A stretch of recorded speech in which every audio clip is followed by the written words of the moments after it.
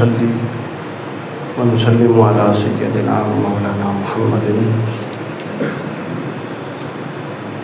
رسوله النبي المكين الحنين الكريم الرؤوف الرحيم. أما بعد، أعوذ بالله من الشيطان الرجيم. بسم الله الرحمن الرحيم.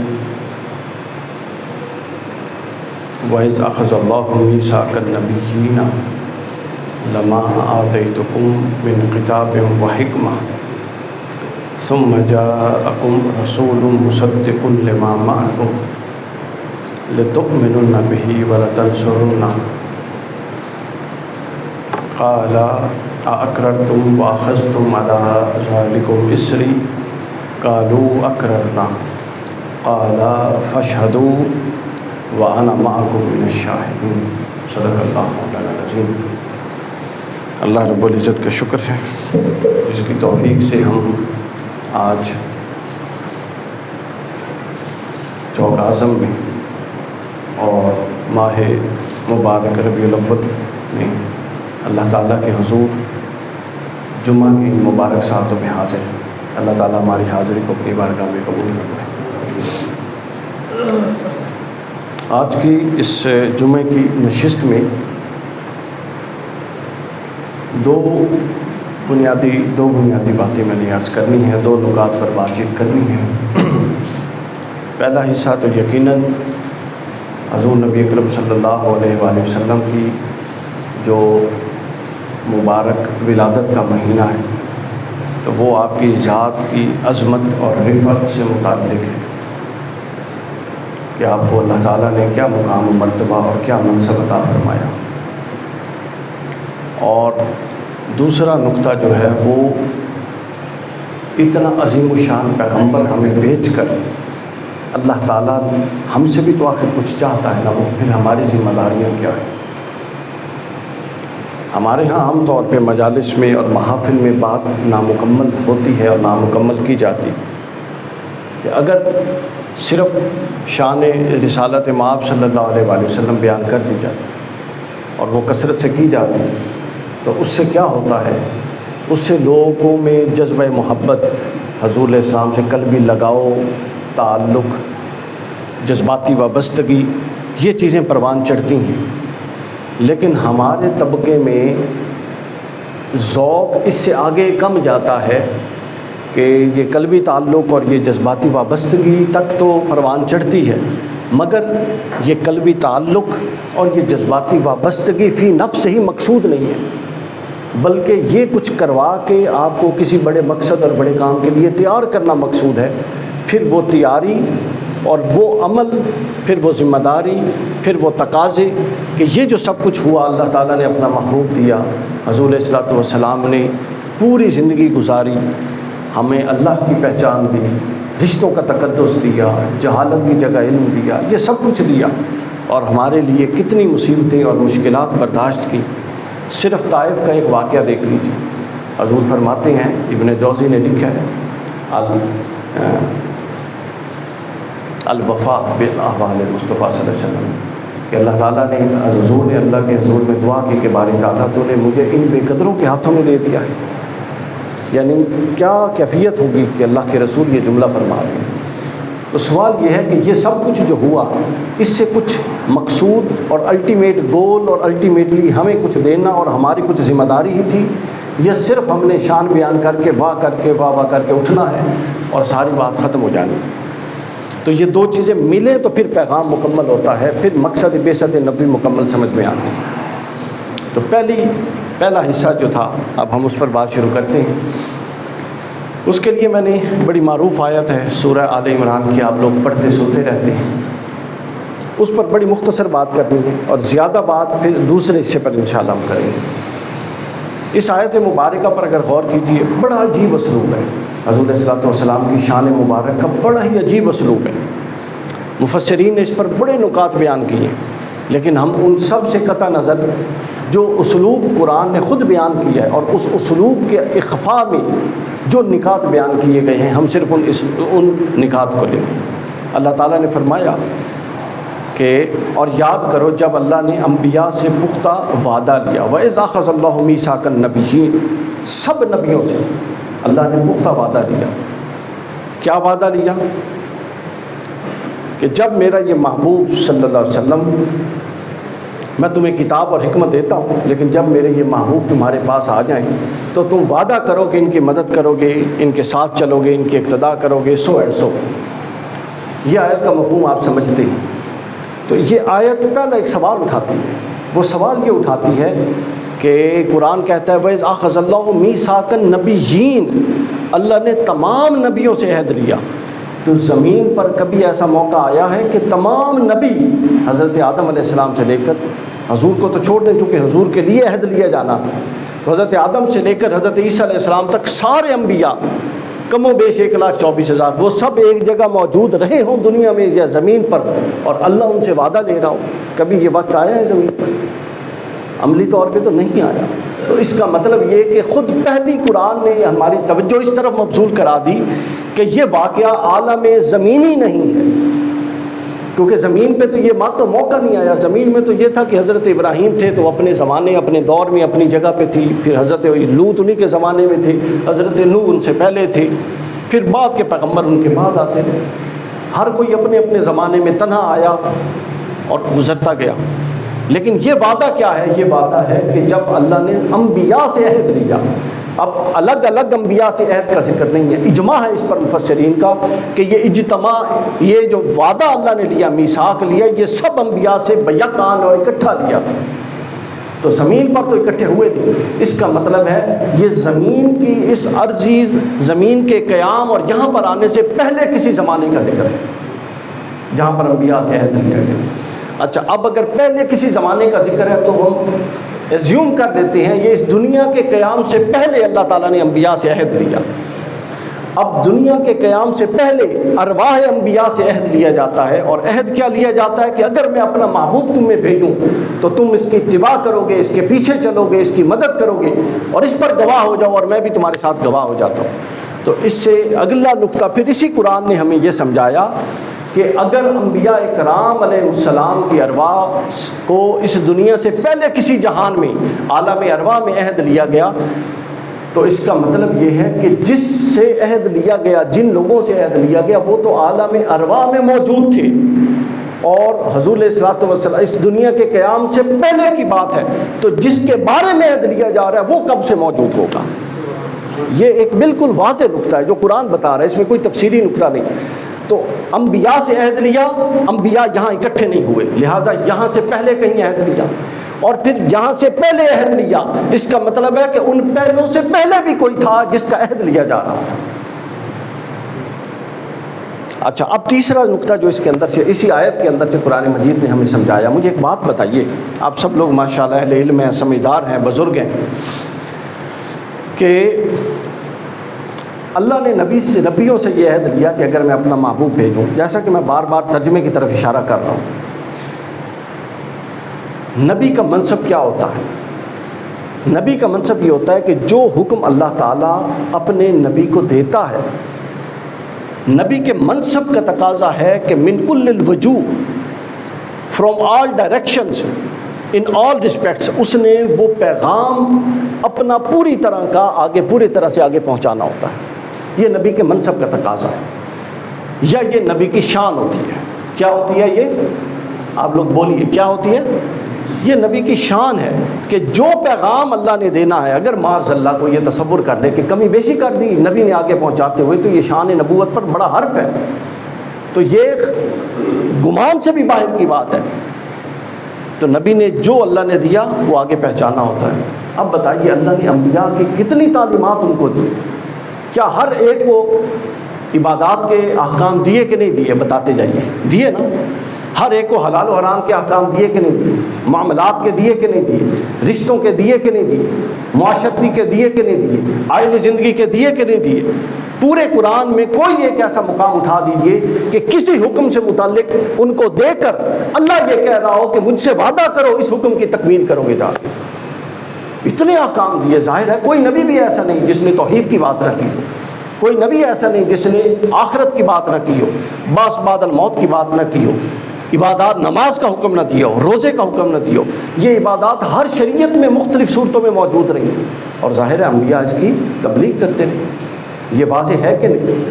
لیکن قرآن مجید میں آپ کو کوئی ایک مقام ایسا نہیں ملتا کہ اللہ نے ان سے وعدہ لیا ہو کہ اے میرے نبی وعدہ کر کہ جو میں توحید کا پیغام دے رہا ہوں تو اس کو کما حق کو پہنچائے گا، اے نبی وعدہ کر کہ جو میں آخرت کا پیغام دے رہا ہوں کہ تم لوگوں نے جواب دہ ہونا ہے تو اس کو کما حق کو پہنچائے گا، اے میرے نبی مجھ سے وعدہ کر کہ نماز کا حکم پہنچانے میں تو کوئی کوتاہی نہیں کرے گا، روزے کا حکم پورا پہنچائے گا، زکوٰۃ کا پورا پہنچائے گا۔ کسی جگہ پر پورے قرآن مجید میں کسی نبی کو دیے گئے جو احکام تھے ان میں سے کسی کی تائید اس طور پہ نہیں لائی گئی، لیکن یہ ایک واحد مسئلہ تھا حضور علیہ الصلوۃ والسلام کی آمد کا، اور آپ کی، اور یہ مسئلہ بھی حقیقی نہیں بلکہ امکانی تھا، کیونکہ اللہ تو جانتا تھا کہ حضور نے آخر میں آنا ہے سب انبیاء کے بعد، لیکن یہ ایک امکانی مسئلہ تھا، انبیاء کو کہا گیا، اس کے باوجود یہ وہ واحد مسئلہ ہے کہ جس کا نبی کو حکم دے کر اللہ نے پھر قرآن میں کہا کہ اے میرے انبیاء بتاؤ کیا تم مجھ سے وعدہ کرتے ہو کہ میرے اس حکم کی تعمیل کرو؟ آپ منصب محمدی کی اہمیت کا اندازہ کیجیے۔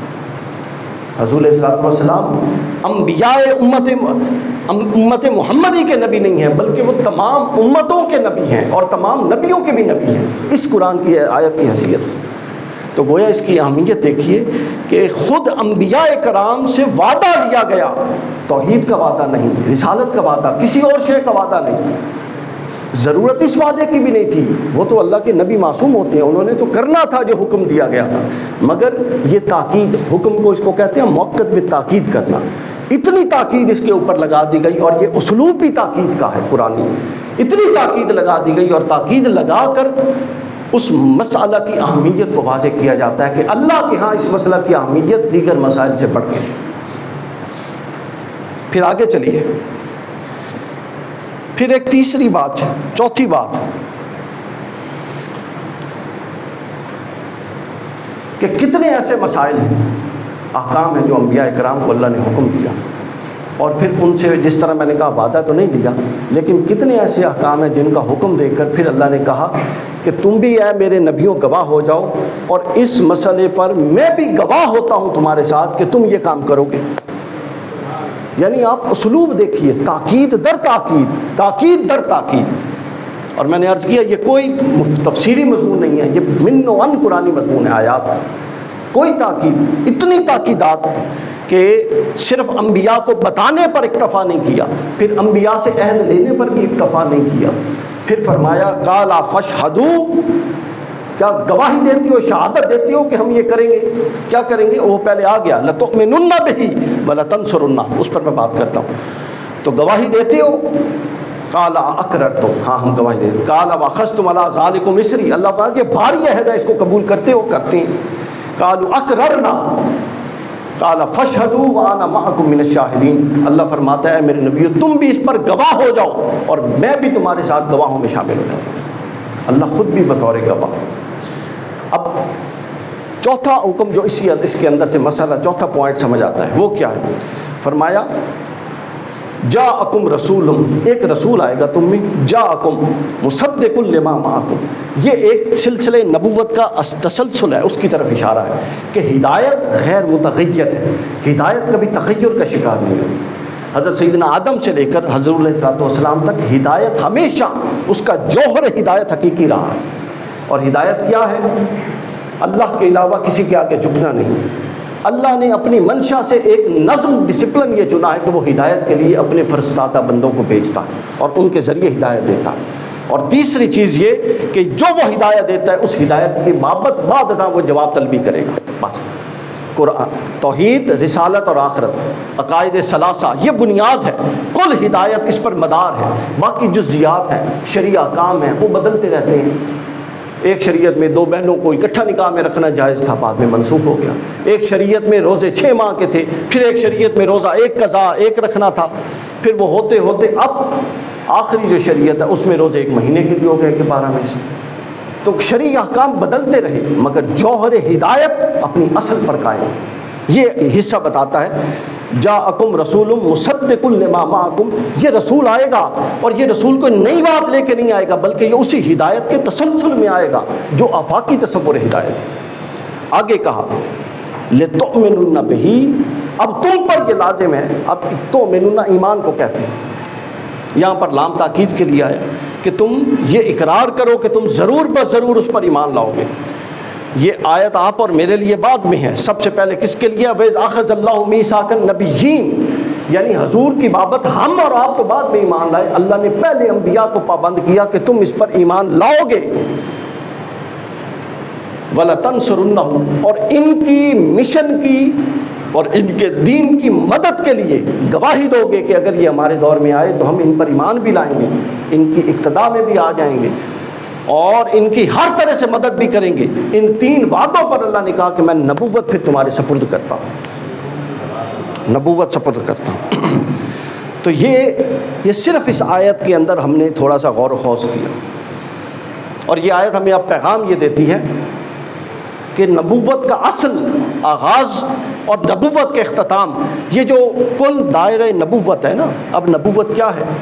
تخلیق انسانی پر اگر غور کیجیے تو اللہ تعالیٰ کی تخلیقات چلتی رہیں، پہلے عالم جمادات تھا، پھر وہاں سے عالم حیوانات بنا، نباتات بنا، درخت پودے چرند پرند، پھر وہاں سے عالم حیوانات بنا، پھر عالم حیوانات کے بعد اللہ نے عالم انسانیت کو تخلیق فرمایا، پھر انسانیت کے بعد منشا الہی یہ ہوئی کہ اب کوئی انسان سے اوپر مخلوق نہیں بنے گی، پھر انسانیت کے اندر ارتقاء آنا شروع ہو گیا۔ انسانیت میں فاسق، فاجر، مومن، کافر، یہ انسانیت میں ارتقاء رہا، پھر اہل ایمان میں ارتقاء آنا شروع ہو گیا، چلتے چلتے اور ولایت کے درجات، علم کے درجات، چلتے چلتے انسانیت کی معراج نبوت ٹھہری، پھر نبوت میں نفس نبوت میں ارتقاء ہوا اور وہ رسالت ٹھہری، پھر نفس رسالت میں ارتقاء ہوا اس رسالت میں، اور 5 اولو العزم پیغمبر، پھر اولو العزم ٹھہرے رسولوں میں سے، رسول تو 313 تھے، پھر 5 اولو العزم ٹھہرے، اور پھر ان 5 اولو العزم میں سب سے عظیم حضور نبی اکرم صلی اللہ علیہ وسلم کی ذات ہے، یعنی آغاز سے اختتام تک جائیں۔ یہی آیت یہ پیغام دے رہی ہے کہ نبوت کا آغاز بھی رسول اللہ سے تھا، اختتام بھی رسول اللہ پر تھا، چونکہ حضور نے فرمایا کہ میں انا اول فی الخلق و آخرہم فی البعث، کہ جب مجھے تخلیق کیا گیا تو میں خلقت کے حوالے سے اول ہوں، لیکن بعث بعثت کے حوالے سے آخر ہوں۔ آغاز بھی مجھ سے تھا اور اختتام بھی مجھ پر تھا۔ آپ لوگ وہ پرکار دیکھتے ہیں نا، وہ چھوٹے ہوتے ہیں ہم جیومیٹری دیتے تھے، پرکار میں ایک نقطے پر رکھتے ہیں اور شروع کرتے ہیں، جہاں سے وہ شروع ہوتی ہے پھر وہیں آ کے وہ نقطہ مل کے دائرہ مکمل کر دیتا ہے، اور اس پورے دائرے کے اندر جو کچھ ہوتا ہے وہ پھول کائنات ہوتی ہے۔ تو ذات نبوت محمدی صلی اللہ علیہ وسلم وہ دائرہ ہے کہ جہاں سے آغاز ہوا اور وہیں سے اختتام ہو رہا۔ اور یہ حدیث قدسی سے بھی اس کی ہوتا ہے، حضور نے فرمایا کہ اللہ فرماتا ہے کنت کنزا مخفیا، میں کیا تھا؟ میں چھپا ہوا خزانہ تھا، پھر میں نے یہ چاہا کہ میں آشکار ہو جاؤں، تو میں نے اپنے آشکار ہونے کے لیے محمد رسول اللہ کو خلق کر دیا۔ ذرا غور کیجئے، آپ اور ہم 12 ربیع الاول حضور کی ولادت کا دن اور خوشی مناتے ہیں، لیکن اگر اس حدیث قدسی کی روشنی میں غور کیجئے تو 12 ربیع الاول 2 خوشیاں ہیں۔ ایک تو حضور کی ولادت کی خوشی ہے، لیکن اس سے پہلے یہ ایک اور خوشی ہے کہ یہ معرفت الہی کا دن ہے، کیونکہ اللہ نے کہا کہ جب میں نے چاہا کہ اب مجھے آشکار کیا جائے اور میری عظمتوں کو لوگ جانیں تو پھر میں نے آپ کو خلق فرما دیا۔ تو گویا محمد رسول اللہ کی ولادت کی خوشی بعد کی ہے، اس سے پہلے معرفت الہی کا دن ہے 12 ربیع الاول۔ یہ معرفت الہی کا دن ہے، چونکہ اللہ کی معرفت ہمیں رسول اللہ کے ذریعے نصیب ہوئی۔ آپ سورہ اخلاص نہیں پڑھتے؟ قل هو اللہ احد، حضور شیخ الاسلام فرماتے ہیں یہ جو کل ہے نا، کل یہ کلمہ رسالت ہے، اور اس کے بعد هو اللہ احد اللہ الصمد لم یلد ولم یولد، یہ سارا مضمون توحید ہے۔ یعنی مضمون توحید کو اللہ نے کلمہ رسالت سے مؤخر رکھ کے پورا کا پورا عقیدہ واضح کر دیا، پورا عقیدہ واضح کر دیا۔ اب اس کے اندر آخری بات ہم کرتے ہیں، جو ورنہ اس پر لگے رہے تو وہ پیغام والی بات رہ جائے۔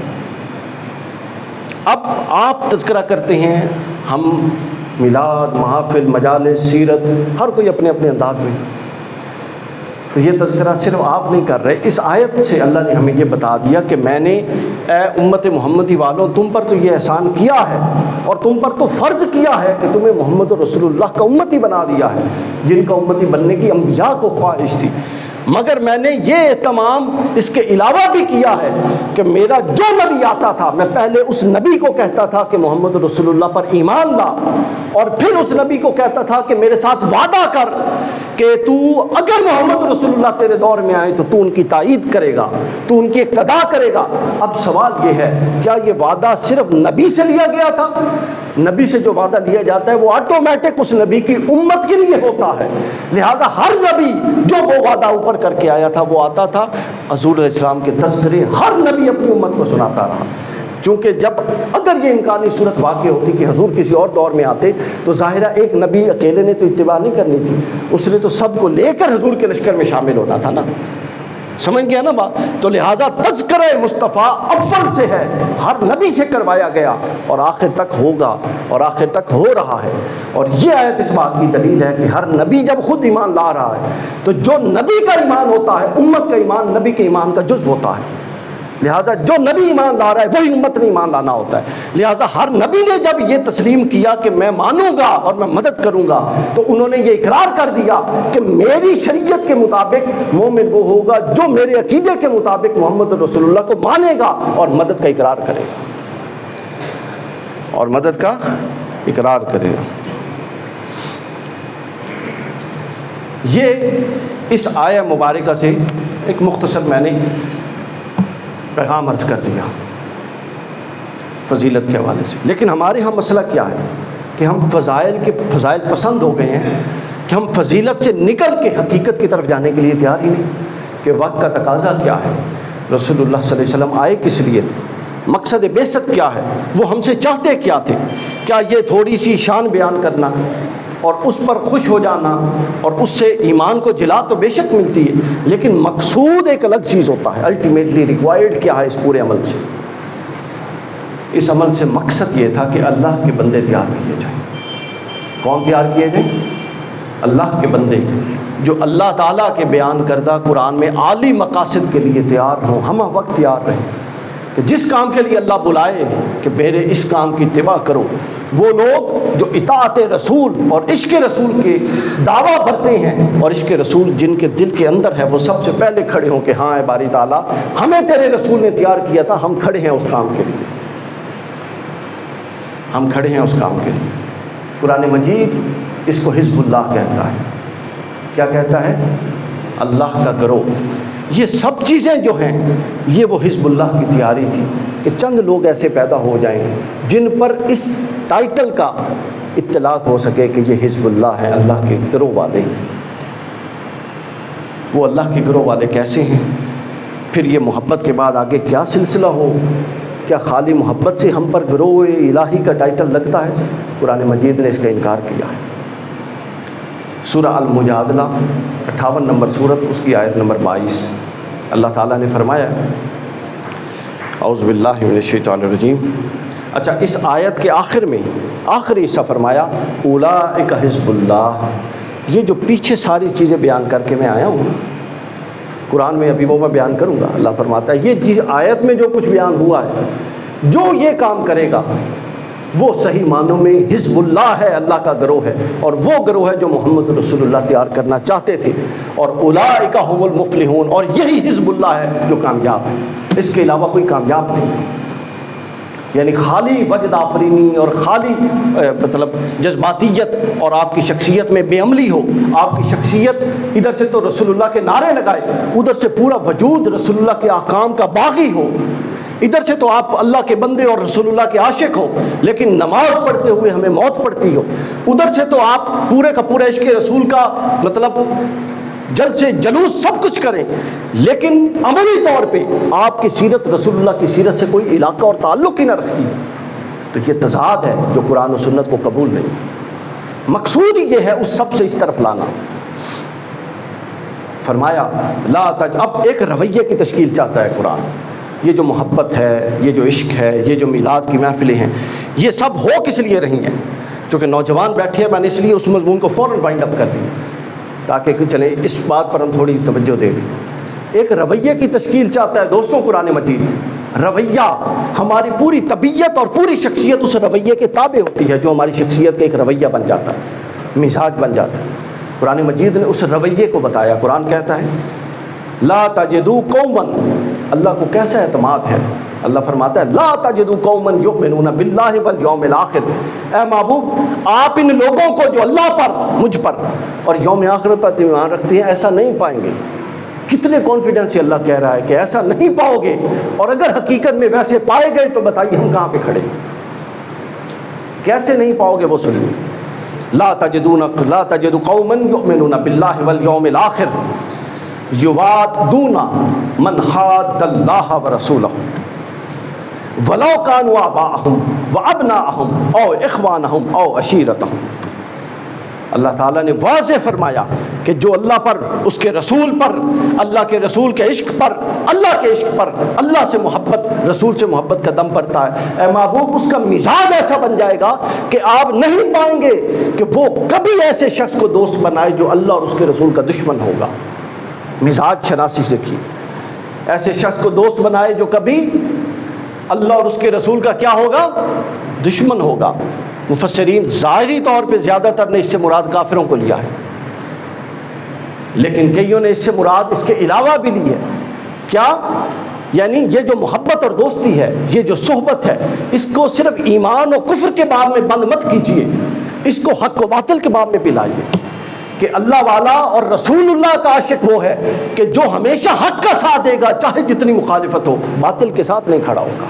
اے محبوب اس کا مزاج ایسا بن جائے گا کہ اس کو قربانی دینی پڑے دے گا، مفادات کے لیے باطل سے کمپرومائز نہیں کرے گا.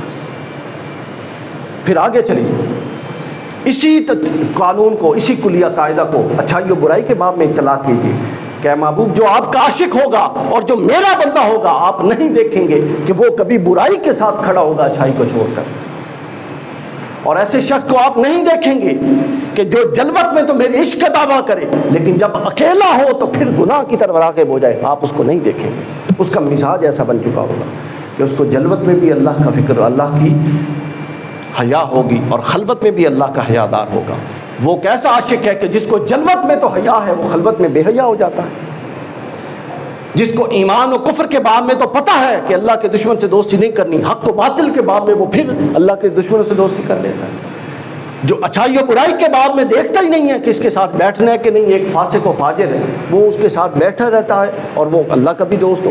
تو اللہ کی دوستی اور اللہ کے رسول کی عشق و محبت ایسا مزاج بناتی ہے کہ اس مزاج میں پھر یہ چیز جو کفر پر مبنی ہو، جو باطل پر مبنی ہو، جو بد کرداری پر مبنی ہو، جو بے حیائی پر مبنی ہو، جو جھوٹ پر مبنی ہو، جو سازش پر مبنی ہو، جو بغاوت پر مبنی ہو، جو ایک دوسروں میں ہمارے درمیان کیا ہوتا ہے، چھوٹے چھوٹے معاملے پہ ہم ایک دوسرے کے دشمن ہوتے ہیں، نسل در نسل دشمن.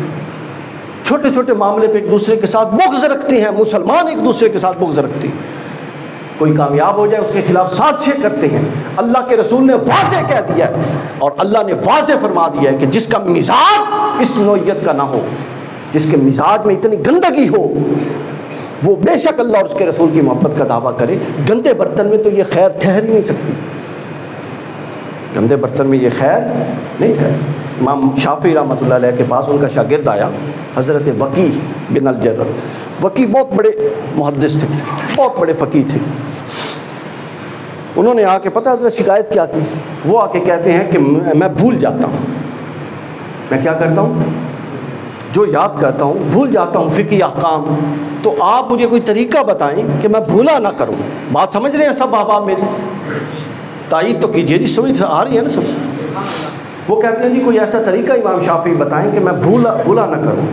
امام شافعی رحمۃ اللہ تعالیٰ علیہ نے پتہ کیا فرمایا؟ کیا بات؟ امام شافعی فرماتے ہیں گناہ چھوڑ دو. کیا؟ حضرت وقی بڑے پریشان ہوئے.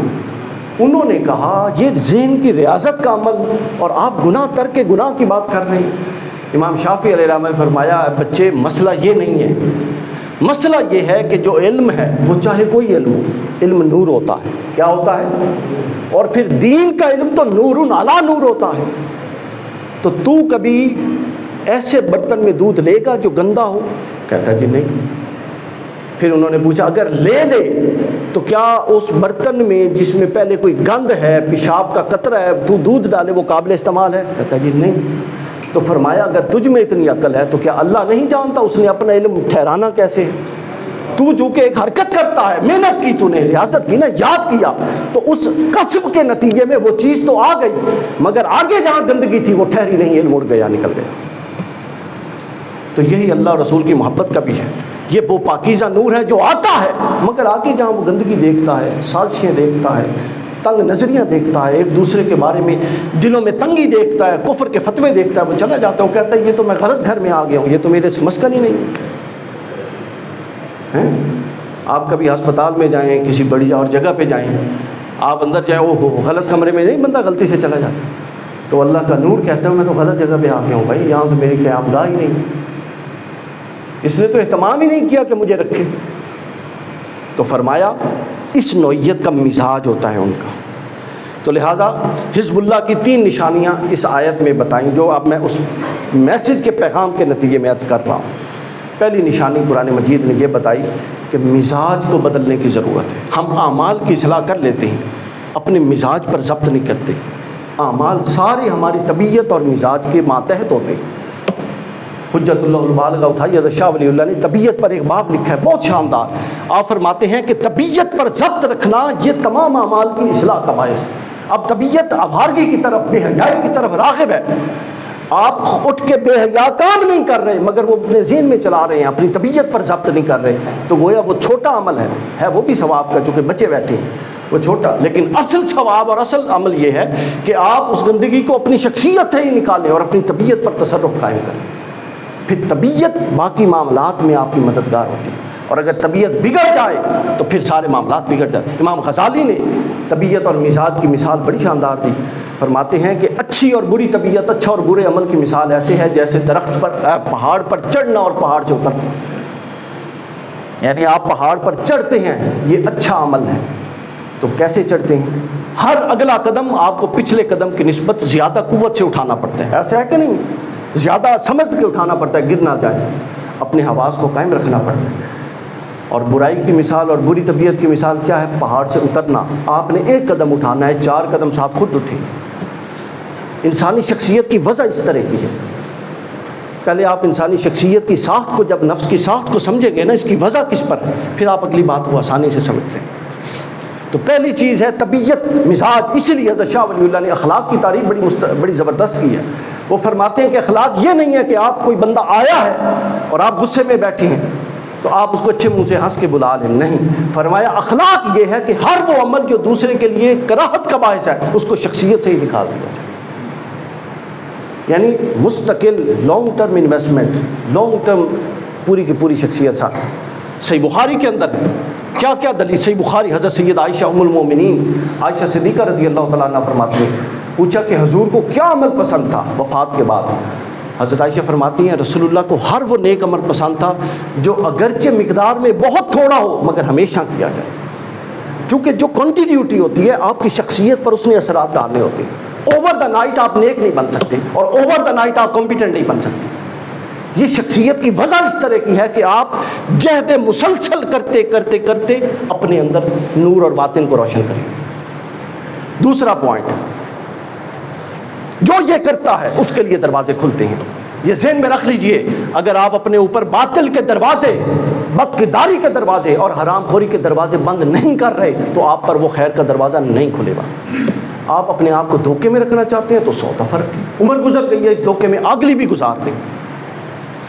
دوسری بات، جو یہ کام کر دے گا، اس دوستی، دشمنی، حق، باطل، اچھے برے میں اللہ نے فرمایا اب یہ بھی تقسیم نہیں ہے، اگر برا تمہارا باپ ہو، بیٹا ہو، پوتا ہو، بھائی ہو، یہ رشتے اہمیت کم رکھتے ہیں، زیادہ اہمیت رکھتے ہیں دین کے رشتے، تم نے حق کے ساتھ کھڑا ہو۔ اچھا، اب جو کھڑا ہو گیا اس کے لیے دوسری بات جو فرمائی حزب اللہ کی نشانی وہ سن لیجیے، فرمایا اولئک کتب فی قلوبہم الایمان وایدہم بروح منہ، یہ لوگ ہیں جو اپنے مزاج کو اس طور پہ وضع کر لیں، ان کے ایمان میں، ان کے دلوں میں اللہ ایمان کو ثبت کر دیتا ہے۔ جو مزاج کے نہیں ہیں، وقتی نیک ہیں، وقتی گناہ گار ہو جاتے ہیں ہمارے جیسے لوگ، یعنی جن کی طبیعت میں مستقل مزاج ہی نہیں ہے، جو جذباتی ہیں، لڑائی میں بھی جذباتی، محبت میں بھی جذباتی، جن کی طبیعتوں میں سنجیدگی نہیں ہے، ان کے دلوں میں کبھی ایمان راسخ نہیں ہوتا، پختہ نہیں ہوتا۔ فرمایا جو اپنے مزاج اور طبیعت پر اس طور پہ ضبط کرتے ہیں، اللہ تعالیٰ کتب فی قلوبہم الایمان، ان کے دلوں میں اللہ ایمان کو کتبہ ضبط کر دیتا ہے، لکھ دیتا ہے، ڈال دیتا ہے۔ اور پھر صرف ایمان کو نہیں ڈالتا، بلکہ فرمایا کیونکہ یہ اپنی طبیعت پر تصرف کر چکے ہیں، اور کس لیے کر چکے ہیں؟ صرف اس لیے کر چکے ہیں کہ میرے رب کی رضا یہ ہے اور میرے محبوب صلی اللہ علیہ وسلم کی رضا یہ ہے، صرف اس لیے کر چکے ہیں، اور کوئی وجہ نہیں۔ فرمایا پھر وَأَيَّدَهُمْ بِرُوحٍ مِّنْ، پھر ہم ان کو غیبی تائید بھی دیتے ہیں اپنی خصوصی روح کے ساتھ، ان کی غیبی تائید ہوتی ہے۔ اور پھر فرمایا وَيُدْخِلْهُمْ جَنَّةً، اب یہ تین کام جو کرے گا وہ رسول اللہ کا عاشق ہونے کا حق ادا کرے گا، اور اس کے لیے قرآن کا اولئک حزب اللہ، اور جو یہ تین کام کرے گا اپنے مزاج کو شریعت مطہرہ کے مطابق ڈھالے گا، خود کو پابند اور تابع رکھے گا، اس کے دل میں ایمان بھی آئے گا، اس کی مدد بھی کی جائے گی۔ فرمایا وَيُدْخِلْهُمْ جَنَّاتٍ تَجْرِی، اب اجر بھی بیان کیا، حالانکہ دیکھیے یہ اجر تھوڑا تھا کہ اولئک حزب اللہ، یہ اللہ والے ہو گئے، اللہ کا گروہ ہو گیا۔ جب قیامت کے دن گروہ کھڑے ہوں گے تو یہ اللہ کے گروہ میں کھڑے ہوں گے، اس سے بڑا کوئی تھا۔ لیکن پھر انسانی طبیعت کو ملحوظ رکھتے ہوئے اور بھی اجر بیان کیے جو انسان کو اٹریکٹ کرتے ہیں۔ فرمایا وَيُدْخِلُهُمْ جَنَّاتٍ تَجْرِی مِن تَحْتِهَا الْأَنْہَارُ، اور ان کو ایسی جنتوں میں، باغوں میں داخل کیا جائے گا جس کے نیچے نہریں بہیں گی۔ پھر فرمایا خالدین فیہا، یہ مت سمجھو کہ یہ کوئی عارضی اجر ہے، تھوڑی دیر کے لیے دیا جائے گا، نہیں، تم نے چونکہ طبیعتوں کو مستقل بدل دیا، خالدین فیہا، ہم جنت کے گھروں میں بھی ہمیشہ کے لیے داخل کرتے ہیں۔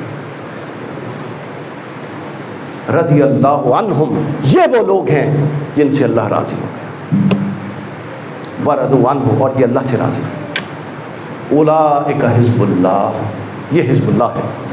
الا ان حزب اللہ هم المفلحون، یہی حزب اللہ ہے جو کامیاب ہے۔ بس ختم، باقی آپ لوگ جس غلط فہمی میں رہنا چاہتے ہیں رہیں، قرآن کا پیغام واضح اور دو ٹوک ہے۔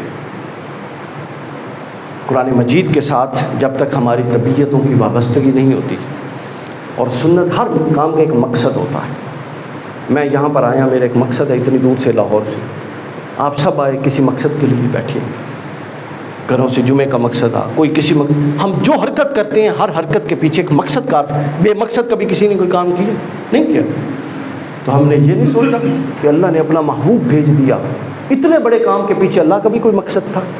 وہ مقصد انسانوں کی تیاری تھا، وہ مقصد یہ جذباتی نعرے نہیں تھے کہ ایک دفعہ اچھل کود کر لیں اور اس کے بعد آپ بھول جائیں گے آپ کہاں سے آئے اور کہاں جانا ہے۔ تو جو قوم مقصدوں کو بھول جاتی ہے، الامور بمقاصدھا، اصول فقہ کا پہلا اصول جو درس نظامی میں پڑھایا جاتا ہے اوپر تخصص فی الفقہ میں، الامور بمقاصدھا، ہر عمل کا تعین اس کے مقصد کے تحت ہوگا۔ آپ مقصد کو اگر بھول جائیں گے تو امر تو خالی ہو گیا، باقی تو جسم ہے، روح نکل گئی۔ تو مقصد کو پیش نظر رکھیے۔ تو لہٰذا اب اس ربیع الاول میں رسول اللہ صلی اللہ علیہ وسلم کے آنے کا مقصد وہ رسول اللہ صلی اللہ علیہ وسلم نے خود بیان فرمایا ہے، لفظ اللہ کے ہیں، زبان رسول اللہ کی ہے، اور وہ بیان قرآن کی شکل میں موجود ہے۔ ہم میں سے کتنے مسلمان ہیں جو سال میں ایک دفعہ قرآن کو اچھی طرح سمجھ کے ترجمے کے ساتھ پڑھتے ہیں؟ اکھڑوں سے ساری عاشق رسول ہیں۔ یعنی علم اور عمل کا یہ حال ہے ہمارے یہاں، علم اور عمل کا یہ حال ہو گیا ہے ہمارے یہاں۔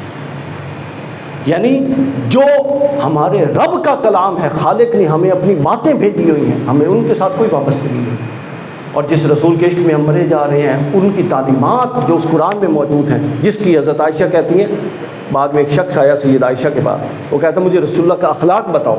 اخلاق جامع ٹرم ہے، اخلاق میں ہنسی مذاق کے معاملے بھی آتے ہیں، غصے کے بھی آتے ہیں، لین دین کے بھی آتے ہیں، رشتے بھی آتے ہیں۔ تو سیدہ نے پتہ کیا فرمایا؟ سید عائشہ فرماتی ہیں قرآن جا کے نہیں پڑھا، جی پڑھا، سارے ہی رسول اللہ کا اخلاق ہے، جو رسول اللہ کا اخلاق تھا اللہ نے وہ قرآن کی صورت میں بیان کر دیا۔ اور عاشق رسول ہوئے اور رسول اللہ دے اخلاق دے نال تعلق ہی کوئی، قرآن دے نال تعلق ہی کوئی۔ میں نہیں پوچھتا لیکن مجھے اندازہ ہے کتنے لوگوں نے آج تک قرآن 20 20 25 25 40 40 45 45 سال ہو گئے، کتنی دفعہ قرآن کو دورہ کرنا، پڑھنا بغیر سمجھے یہ ثواب کا باعث ہے، لیکن مقصد سے دور۔ الامور بمقاصد، مقصد اس کو پڑھ کے سمجھنا ہے۔ آپ کو ڈاکٹر چٹ دیتا ہے تو کیا آپ پڑھتے رہتے ہیں پیناڈول صبح شام، پیناڈول صبح شام؟ یہ پیناڈول صبح شام لیتے ہیں اتنے اسی سمجھدار ہو جانے، اتنے اسی کہنے اسی پڑھ کے ثواب لے رہے ہیں، اسی پڑھ نہیں، ایسا نہیں ہے۔ وہ پڑھا کبھی صبح شام صبح نہیں، وہ لکھ کے دیتا ہے کہ ایسا نہیں کھاونی، وہاں احتیاط بھی کرتے ہیں، وہاں جان کا معاملہ ہوتا ہے۔ تو یہ ہمیشہ کی آگے آخرت کے معاملہ، زندگی کا معاملہ ہے۔ تو لہٰذا جب آپ بندے، جب تک اصلاح کی، آپ اصلاح پہ آمادہ نہیں ہوتے، آپ مت سمجھیے کہ آپ قرآن یا مقصد رسالت کے قریب تر ہیں، بلکہ آپ زبانی جو مرضی کہیں، عملاً آپ مقصد رسالت سے باغی ہیں اور ٹکرا رہے ہیں، دور جا رہے ہیں۔ اللہ تعالی ہم میں سے ہر ایک کو اپنے حال پر رحم و کرم کرنے کی توفیق دے، اور عقل و دانے سے کام لے کر اپنی بندگی رسول اللہ صلی اللہ علیہ وسلم کی محبت اور اطاعت اور اخلاص کے ساتھ زندگی گزارنے کی توفیق عطا فرمائے۔ وما علینا الا البلاغ۔